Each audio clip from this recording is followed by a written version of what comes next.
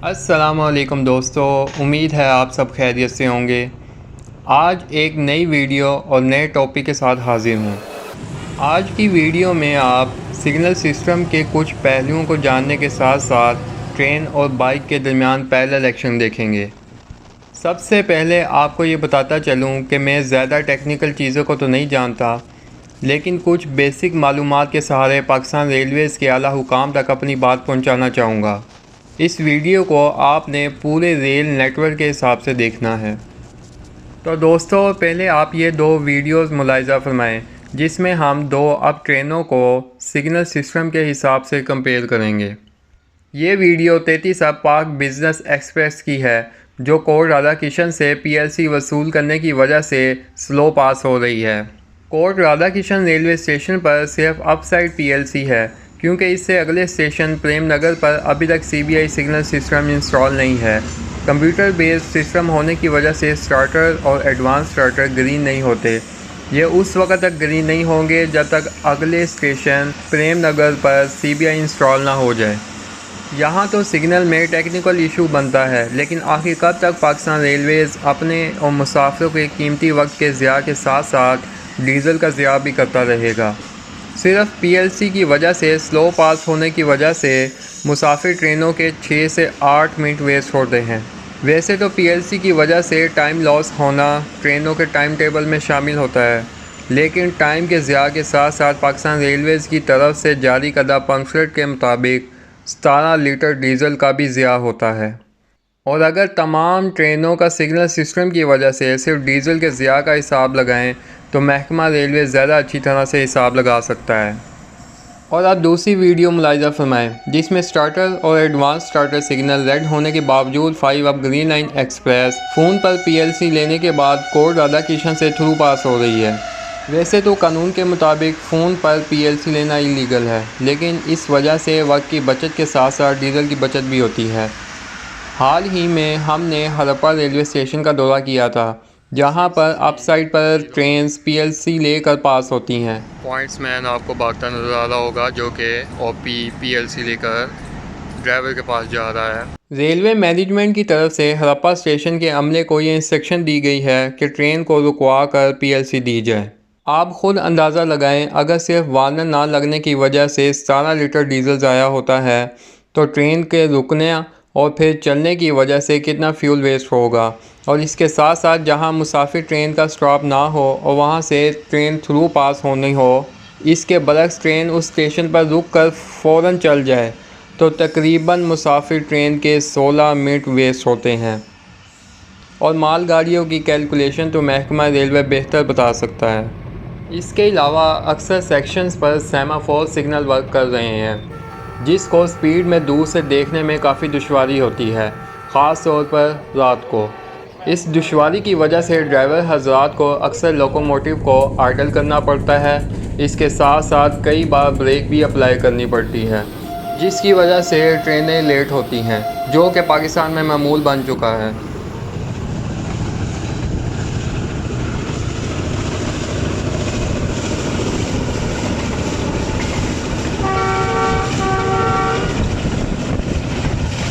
तो दोस्तों, अब बात करते हैं पैरेलल एक्शन की। ये वीडियो मैंने 26 सितंबर 2021 को कोर्ट राधाकिशन से वापस लाहौर जाते वक्त बनाई थी। मैं होंडा CG125 पर था, जबकि जो आपको ट्रेन नज़र आ रही है वो कराची और रावलपिंडी के दरमियान चलने वाली 7 अब तेज़गाम एक्सप्रेस है, जिसकी क़यादत ZCUP 30 6353 कर रहा है। दोस्तों, उस दिन तेज़गाम एक्सप्रेस से मेरा 3 बार आमना सामना हुआ, जिसकी वजह मैं आपको बताता हूँ। पहली वजह यह कि Tezgam express court Radhakishan railway station पर स्टॉप करने के बाद अपनी अगली मनाज़िर की तरफ जाते हुए स्पीड बढ़ा रही थी, इसलिए बाइक और ट्रेन में पैरेलल एक्शन का दुरानिया ज़्यादा था। अगर ग्रीन लाइन एक्सप्रेस की तरह कोई नॉन स्टॉप ट्रेन बिना स्टॉप और बिना पीएलसी के बगैर आती तो ये पैरेलल एक्शन कुछ ही लम्हों का होना था, और ऐन मुमकिन था कि ये पैरेलल एक्शन ना होता और दोबारा ट्रेन से मुलाकात भी नामुमकिन थी। दीगर वजूहात मैं आपको इस वीडियो के आगे जाके बताऊंगा। फ़िलहाल आप पैरेलल एक्शन एंजॉय करें।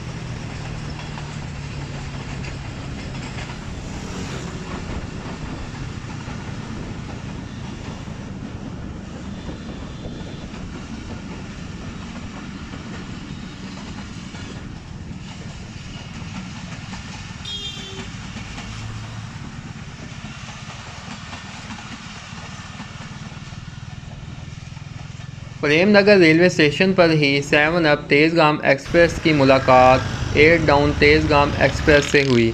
8 डाउन की सरपरस्ती ZCU-30 6313 कर रहा था।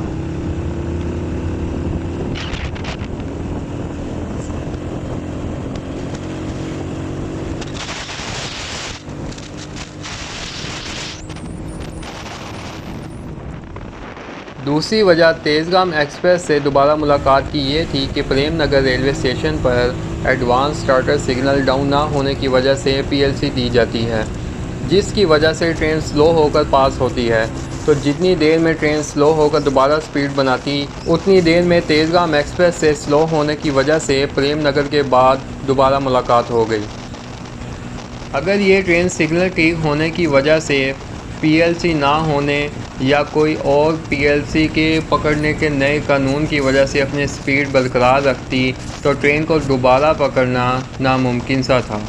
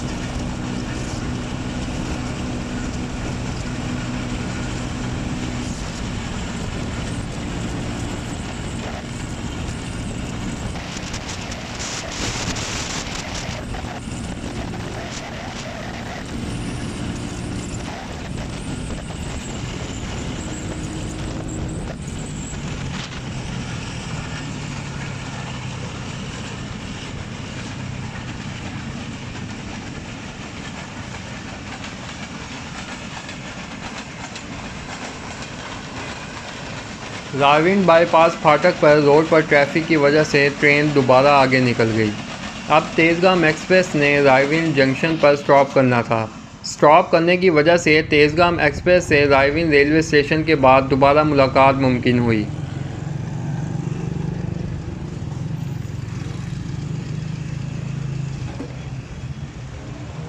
आखिर में बस यही कहूँगा कि जल्द अज जल्द C-पैक मंजूर हो जाए, और अगर मुस्तकबिल करीब में ऐसा नहीं होता तो कम अज़ कम सिर्फ सिग्नल सिस्टम को अपग्रेड कर दिया जाए। ज़ाहिर है सिग्नल सिस्टम को अपग्रेड करने के लिए भी हैवी इन्वेस्टमेंट की ज़रूरत है। अगर सिग्नल सिस्टम में फौरी अपग्रेड नहीं हो सकता तो कम अज़ कम PLC, OPs और टोकन बॉल के लिए नए कवानीन बनाए जाएँ, और जहां आसानी से सिग्नल में एरर को दूर किया जा सकता है वहां दूर किया जाए, ताकि पाकिस्तान रेलवेज़ का खसारा कम करने के साथ साथ ट्रेनों के रनिंग टाइम में भी कमी लाई जा सके। दुआ है पाकिस्तान रेलवेज़ तरक्की की राह पर गामज़न हो जाए। आमीन।